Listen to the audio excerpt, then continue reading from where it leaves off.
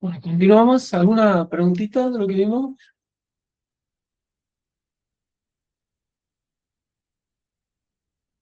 ¿Una consulta?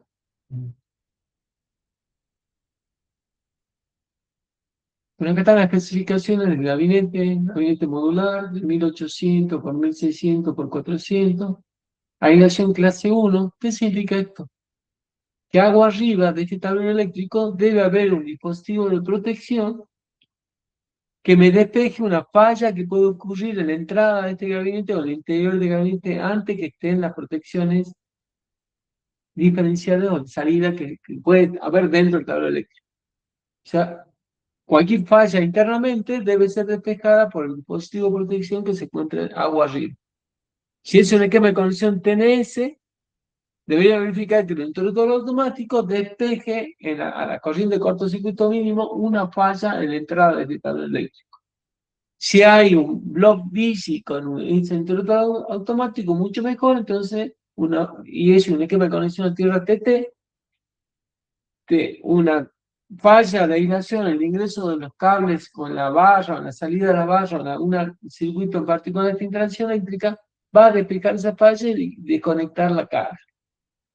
Yo con eso garantizo una protección por contacto indirecto ante una falla interna en este tablero eléctrico con el dispositivo de protección que se encuentra teóricamente en el tablero principal a la salida de un transformador. El grado de protección de IP40 internamente debe tener IP3XD como mínimo, autos para BA1, resistencia al impacto IK10, este es el mayor, recuerden, el mayor protección de impacto, porque como es un lugar industrial, debo garantizar que no me rompa la puerta un pequeño golpe, ¿no es cierto? No tenga peligro de que haya rotura. El envolvente para mantener el grado de protección IP3XD, porcentaje de reserva 20%, los módulos de reserva llevan tapa ciega, el cable de interior, el cable de norma INA NM 2.7-3 y la cartelería que corresponde a la puerta, ¿sí? De señalización tanto en puertas como en contrafreno. Esta sería la unidad unifilar de potencia de la alimentación y tenemos los elementos de protección básicos para toda la alimentación de la carga. ¿Cuánto yo garantizo que una falta de fase, una subtensión, sobretensión, me saca de servicio toda la alimentación de todas las cargas? Esto está interrumpido porque continúa, como viste, un esquema unifilar continúa en la lámina siguiente. En la lámina siguiente, no voy a avanzar, sino lámina 4, no sé por qué no pasa.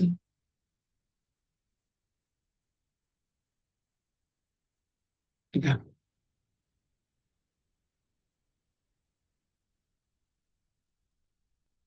En la lámina 4 tenemos el primer arranque directo, un guardamotor con regulación 9-14 amperes, regulado en 12,6 amperes.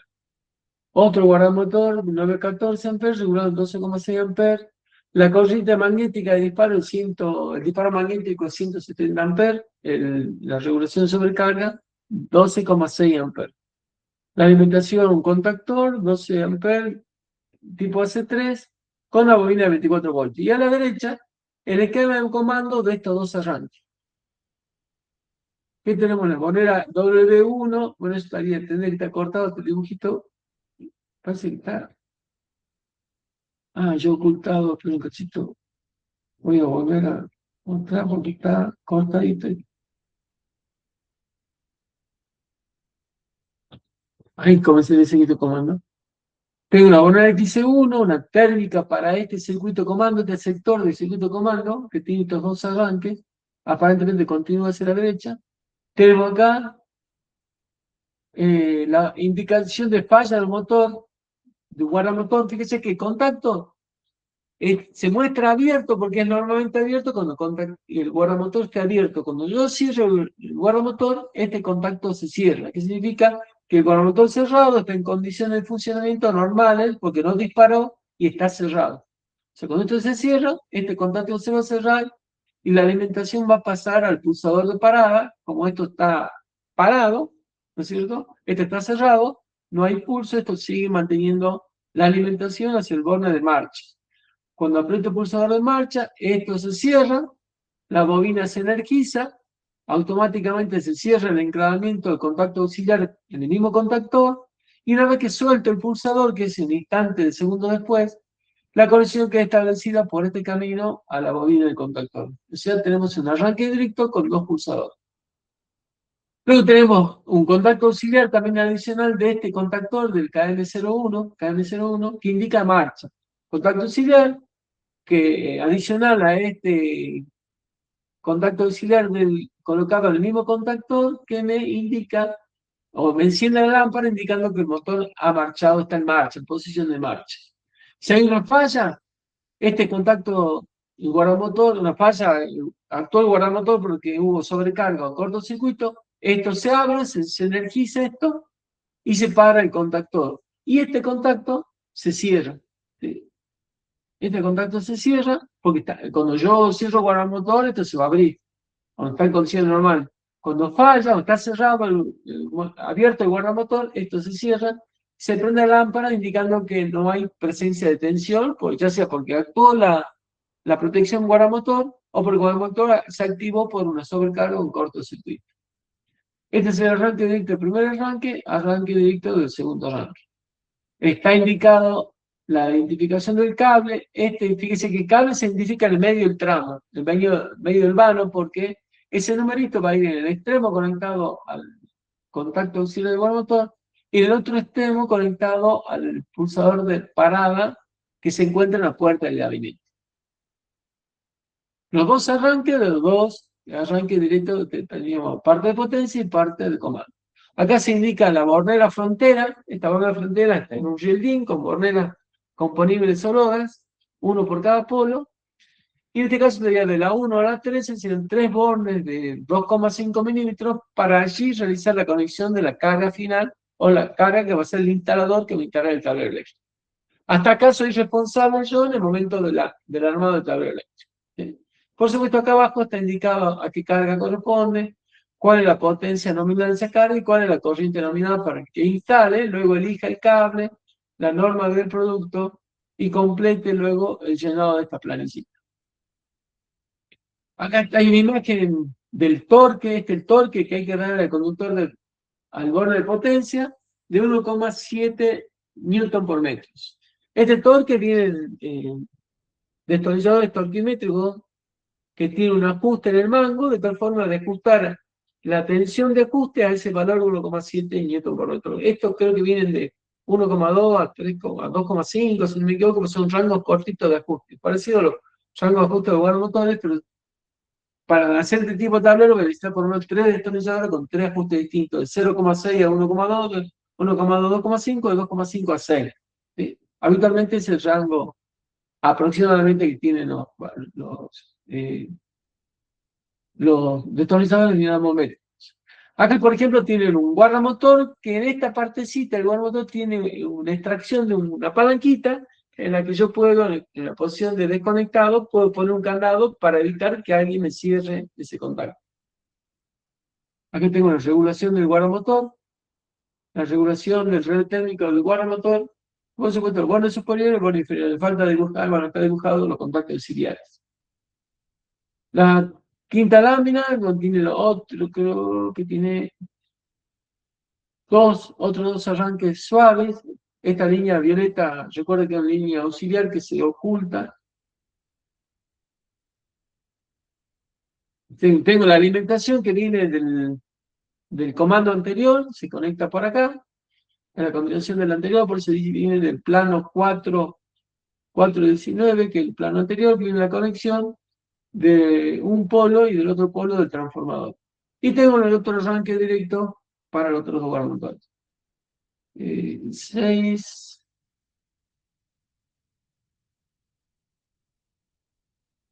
No sé por qué.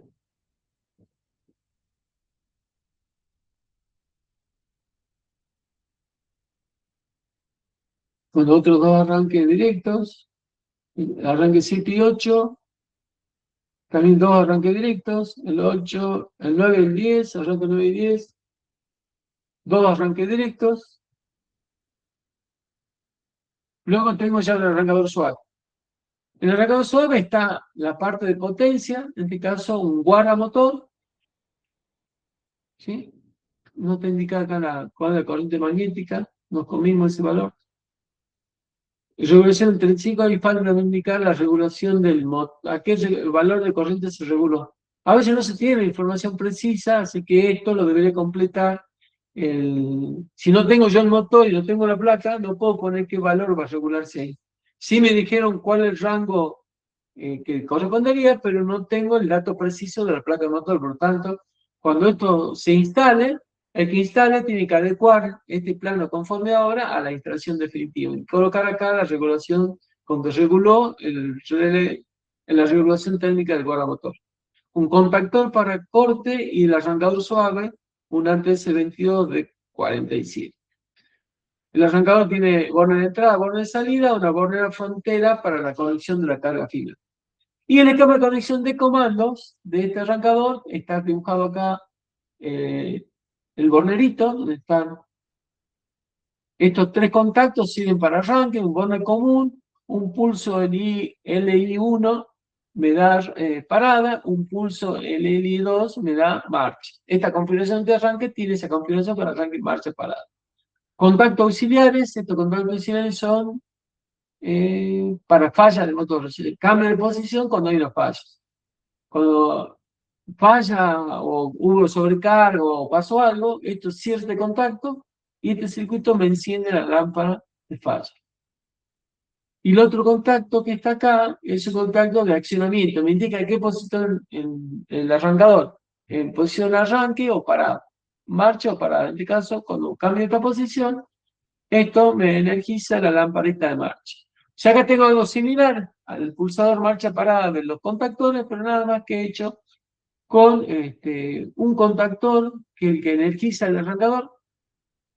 Acá me olvidé decir que acá, ¿cómo era? Me acuerdo. Ah, esta es la perilla de alimentación del contactor. Yo para accionar el guardamotor, en este caso, el arrancador, tengo que energizar la bobina del contactor. Entonces yo cuando energizo con esta palanca, le doy funcionamiento, cierro este contacto, cierro la bobina del contactor y esto se cierra el contacto.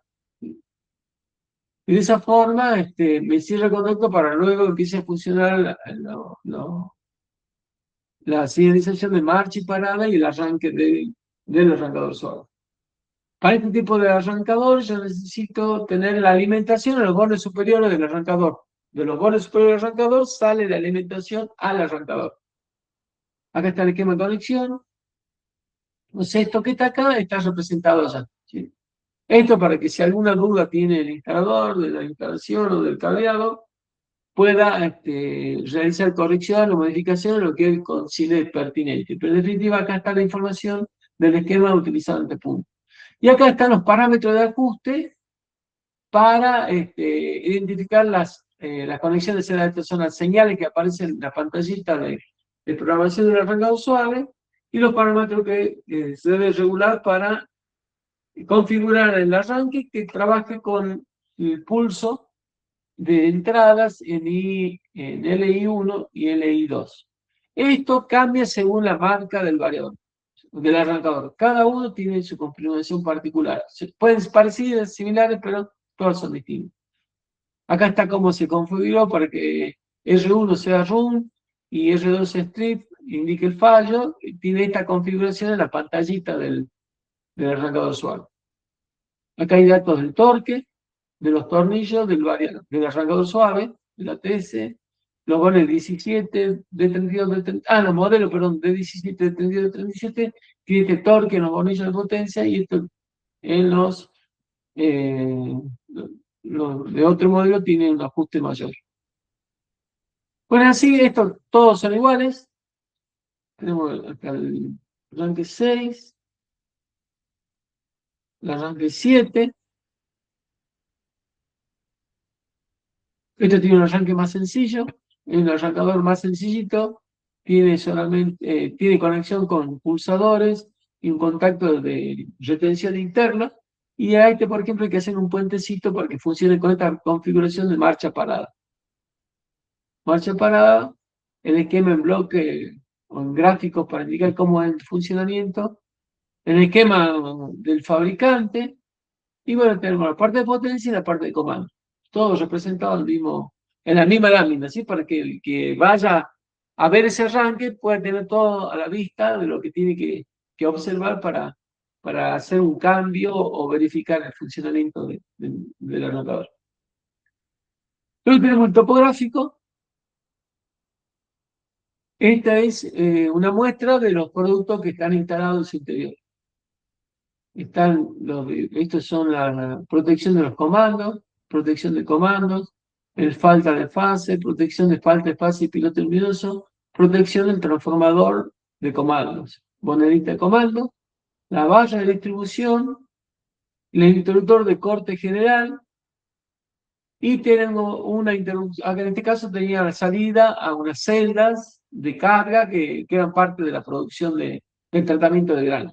Y acá tengo el DPS, fíjense, el DPS está al lado de la alimentación, acá entra la alimentación va a la barra, de la barra sale al dispositivo de protección de sobretensiones y el de sobretensiones, y la barra puesta a tierra, donde vendría la puesta a tierra de la instalación eléctrica, está ubicada debajo del DPS. De esta barra, luego se saca un cable y se conecta la barra para hacer la distribución a las cargas, que sería esta barrita BPT que está acá. Esta sería BPT1, la barra de potencia principal, y aquella la complementaria para hacer la distribución. El cable de la puesta a tierra viene acá y de acá recién va a la otra barra. Y acá que tenemos circuito de toma corrientes, un interruptor diferencial y circuitos de iluminación. Estos tableros iban a tableros que tenían diferenciales, por eso no tienen diferenciales puestos a la salida, pero eran tableros clase 2 que tenían sus diferenciales y protecciones para los tomas corrientes de toma de potencia.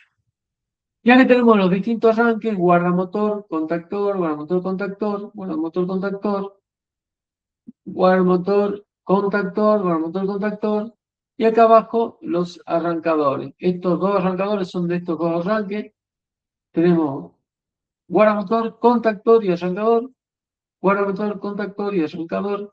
Y acá tenemos arrancadores de distintos formatos, un poquito más chicos, de menor potencia, más sencillo. Estos creo que son hasta 15 HP y estos eran de 20 HP si no me equivoco. Tienes también guardamotor, contactor y arrancador. Guardamotor, contactor, arrancador. Y la bola frontera que se encuentra en la parte inferior. ¿Sí? Están identificadas. Y esto después se va a corresponder con una tablita que va a acompañar la identificación de la fornera. Acá está el frente del gabinete, indicando los distintos pulsadores de marcha de los distintos ranchos. Esto, por supuesto, está todo representado en la puerta del tablero eléctrico. Esa sería toda la distribución de los pulsadores que se encuentran en la puerta del tablero. Tenemos la apariencia de cargas, y acá está lo que preguntaban hace un rato, la apariencia de carga. Fíjense que acá tengo el factor de potencia y el rendimiento. ¿Sí? Con la intervención de estos dos elementos, yo voy a calcular la corriente simultánea de cada motor. Todos son trifásicos acá, salvo los circuitos terminales son monofásicos, iluminación exterior, monofásicos, todos son trifásicos. Y esta corriente tiene que coincidir con la corriente nominal de la placa de motor. ¿Sí? O en la que absorbe el arrancador suave, en ese caso, como son un arrancador suave, y en el caso del arrancador suave, ellos funcionan solamente en el momento del arranque y luego cuando hacen la rampa de parada. O sea, tiene una rampa de arranque y una rampa de parada, para hacer un arranque suave y no incrementar mucho la corriente como un arranque de... Cuando llegaron a la corriente nominal, o a la corriente nominal del motor, internamente el arrancador puentea sus bornes de la parte electrónica y trabaja como un contactor. Y en ese momento está circulando la corriente nominal que vemos acá. Esto no ocurre lo mismo en el variador de velocidad, porque el variador de velocidad constantemente está transformando la corriente alterna en continua, la continua mediante un oscilador en alterna, y esa es la que sale. O sea, la corriente de salida puede ser distinta de la corriente de entrada. ¿Sí? Pero la corriente de entrada va a corresponder a la potencia máxima del variador, o va a variar de acuerdo a la a la rampa de arranque, en el caso que tenga rampa de arranque, también del variador. También puede funcionar como un arrancador, digamos. Hace un incremento de velocidad hasta la velocidad nominal, luego mantiene la velocidad nominal y luego baja la velocidad nominal. ¿Para qué? Para que en el caso de la cinta transportadora, el arranque sea paulatino, no tan rápido, porque si tiene producto, puede ser que ese producto se caiga o provoque algún problema. Entonces la cinta transportadora necesita tener un arranque suave, para eso se coloca un variador de velocidad. Y también la parada, para que no sea una parada brusca, porque si no, por la masa de los objetos y el momento de inercia, podría continuar la cinta transportadora y afectar a la misma cinta. Por lo tanto, necesitan variador de velocidad. O a veces se coloca ventiladores o otro tipo de dispositivos de motores con variador de velocidad. Acá en particular, todo el arranque suave. Entonces, la planilla de carga va a tener cada uno de los motores, la potencia. Esto se supuso una longitud de cable para hacer una verificación de caída de tensión, además, y estimar un cable de conexión de salida para elegir la bornera adecuada de la salida. Realmente nos dijeron que la longitud máxima 30 metros, o con 30 metros se calcularon todos los cables para poder poner la bornera adecuada para los cables de salida. Entonces, les recuerdo que con este factor de potencia y rendimiento se obtuvo el valor de la corriente. Esa sería la corriente de la carga, y acá se colocó, bueno, la suma total 328 amperes. No me acuerdo si estaba indicada la simultaneidad, no está indicada acá, no me acuerdo si había en otra parte. O ocurría que esta planta cuando funcionaba todo, si no me equivoco, creo que todo junto, cuando estaba al pico de la producción, por eso factor de simultaneidad, no, 328 amperes. Y la última hojita es la ficha de control en el taller, donde se verificaron todas las conexiones. Bueno, se controlan la operación de control conforme a la parámetros, según planificar, se verificó que todo lo que tiene que ver al final está instalado, que sea del modelo y marca correcto. El funcionamiento individual de mando, protección y señalización, funcionamiento general, automatismo y iluminación. O sea, se probó arranque por arranque, se ensayó una falla, haciendo disparar el guardamotor a ver si realmente la señalización es la correcta, se prende en de falla, se apaga de marcha. Todo ese funcionamiento hay que hacerlo en taller. Probar todos los arranques en todos los arranques. Y si es posible, conectar carga por arrancador para que funcione correctamente y puedan ensayarse todas las funciones que tiene el arrancador suave. Circuito de potencia, calibre y apriete, se verifica el apriete de los bordes. Según lo que estaba indicado en el plano, cada planito tenía indicado el torque de los tornillos de potencia. Los circuitos secundarios, la barra PET, también el BEP, la barra de puesta a tierra, la lámpara de señalización, conexiones, por supuesto que funcionen, las tres fases, conexión de descargados según recomendación por el proveedor, borrar frontera, ensayos dieléctricos, ensayos de aislación, megado con megado, y la rigidez eléctrica de todo el tablero eléctrico. Verificación mecánica, hecho de verificar que todos los bornes, todos los tornillos estén ajustados correctamente, no haya nada flojo ni con movimiento. Verificar la continuidad de la masa, se hace con un instrumento que puede inducir una tensión entre 4 y 24 voltios con una intensidad de corriente de 200 mA. O sea, no es un tester, sino que es un analizador de energía que me brinde ese nivel de corriente y nivel de tensión para hacer la continuidad de la masa del interior. Y verificar los esquemas unifilares que estén y que coincidan con la instalación, por supuesto. Luego tenemos un detalle individual de cada elemento, todo tildadito para que se dé constancia que al momento de salir el producto del taller se hizo la verificación completa del tablero. En la instalación se hace otra fecha técnica, se verifica la conexión y funcionamiento final ya con las cargas. Se verifican los ajustes, el accionamiento, se hace una simulación de falta de fase para ver si funciona el protector de falta de fase, etcétera, etcétera, y lograr de esa forma verificar todo en función de automatismo del tablero eléctrico. ¿Alguna preguntita sobre esto? Esta es la documentación técnica que deberíamos hacer sobre cualquier tablero eléctrico. Se lo mostré complejo para que vean toda la información que debería ocultarse. Me falta acá bueno, nosotros hacemos los tableros nuevos, hacemos, este era muy viejo, el año 2023, Después implementamos lo siguiente, una segunda hoja similar a esta, donde está indicado el apriete de cada borne y tildado para que el que verificó sea distinto al que ejecutó el trabajo y verifique que todos los bornes están ajustados, con los torquímetros correspondientes para cada medida de tornillo. Eso ahí no está en esta, pero en los posteriores a este tablero ya se hicieron, se hizo la análisis. Ya está en la documentación técnica el manual de tablero eléctrico. Acá está todo el contenido de este elemento. Y en Word, perdón, en PDF también está. Sí, este sería el archivo, que son hojas, un librito en PDF donde está toda la información que voy. ¿Sí? Esto se lo puede colocar asociado a un QR, el QR pegarlo al tablero eléctrico y yo puedo monitorear ese QR de cualquier lugar donde está el tablero eléctrico y poder observar ahí todo el manual y toda la información que pueda juntarle en una carpeta en la nube para que pueda servirle para el instalador y que hace mantenimiento. ¿Alguna consultita sobre esto, muchacho? ¿Alguna pregunta? ¿Alguna inquietud que tenga?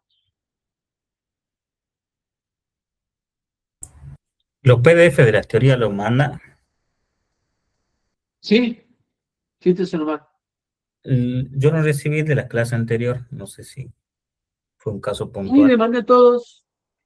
¿No te llegó hoy un correo nuevo? Cuando No, llegó la... ¿No? no, me llegó solamente el de la clase. Ah, capaz que no está tu correo, entonces. ¿Cómo es tu correo? A ver. Gustavo.madariaga91. Sí, yo tampoco recibí con la clase, con el PDF. Ah, creo que chico. Me Está fijo si solo la tengo clase correo. grabada.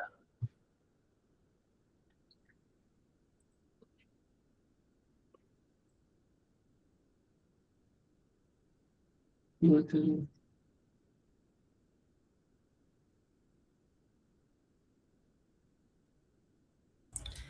Los anteriores sí los recibí, por eso me parecía raro. Entonces, pues yo mando todos los mismos correos. ¿Cómo es tu correo? A ver, uno. Gustavo.madariaga91. Acá está. Sí, Ese ahí es. está. ¿Y el otro de quién era? ¿Que lo habías recibido? Yo, Juan Pablo Los Ríos, ahí. Sí, sí está, ¿no? Sí, Mm, yo ah, recibí el video de la clase, pero sí. no el PDF. Ah, bueno. Bueno, ya lo vuelvo a mandar entonces. No sé por qué. El archivo ese que tiene, que es documento para instalador electricista, no se lo mandé nunca. Esta,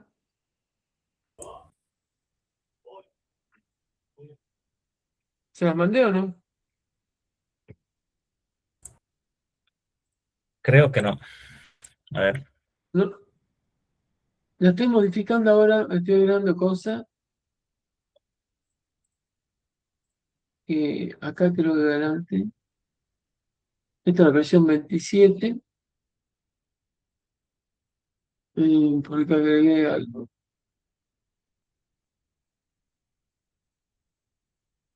Ah, esto. Este corriente admisible de conductores en conductos con esta configuración. ¿Qué más agregué? Cálculo de corriente de cortocircuito. Y me falta esto. Ajuste la resistividad por temperatura y forma para la temperatura del conductor. Ajusta la temperatura del conductor. Y nada. Una vez esto ya la convierto en PDF y se las mando. Yo creo que me sacar estas tablas, porque de verdad estas tablas las puse yo no para sacar las corrientes admisibles de los conductores, porque son planillas de Premium, sino para sacar la sección transversal del conductor y verificar en la bandeja portacable la ocupación del ancho de la bandeja, que no ocupe más del 20%, o ver la ocupación del cable dentro de conductos de sección circular. Por eso está la tabla y no está, eso le quiero aclarar, no está por la corriente admisible, porque las corrientes admisibles están en otras tablas que están acá abajo. Esas son las que verdaderamente se tienen que considerar al momento de tomar corriente admisible de conductores en las canalizaciones, tanto en bandeja portacable como en cañería. Y en cañería embutida, cañería murada a la pared, o en bandeja portacable, fondo liso, fondo perforado, fondo tipo escalera. Hay distintos tipos de secciones de cable. Esto está en el reglamento, la parte 771, así que son archivos copiados de ahí. Todo para tener todo juntito y poderlo. Yo esto lo uso permanentemente para hacer presupuesto, para hacer cálculos, para atender un cliente en alguna consulta rápida. Me es práctico y a veces lo tengo en el teléfono cuando voy a obra y no me acuerdo la corriente admisible, entro ahí en una tablita y ya tengo la corriente admisible en el acto, digamos. Igual que las corrientes nominales de motores que están acá arriba, que vimos hace un rato. ¿Dónde está? Acá tenemos motores de 3 3000 RPM, 1500 y 1000. Y bombas sumergibles de distintas medidas. Y también, no me acuerdo, sí, distintas velocidades. Este 2800, 2800, y todos son 2800. Compensación del factor de potencia para capacitores, capacitor para motores monofásicos. Acá esto ya no va porque son para balastos. Estos son también para balastos, que ya casi no se ocupan, son viejos. Y estos son los capacitores para compensar transformadores de media tensión cuando la medición es indirecta, pero cuando la medición es media tensión. Y tengo que compensar el factor de potencia de los transformadores que son nuestros. Esto es lectura de medidores de energía, dos modelos distintos del AMPI, del INMETER. Acá hay otro modelo nuevo. Y esta es una tablita de lectura que yo me tomé el laburo de descubrirla. Y es una tablita de programación que me permite a mí verificar cuando realice compensación de potencia cuál es el parámetro que ha modificado, se ha cambiado y que solamente está compensando.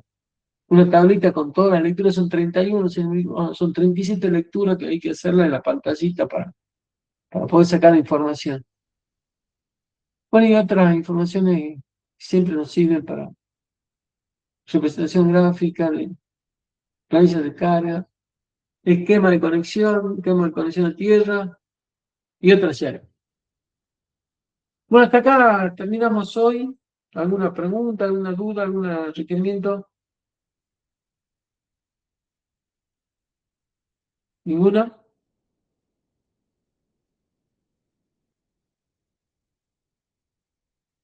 Terminamos 10 minutitos antes.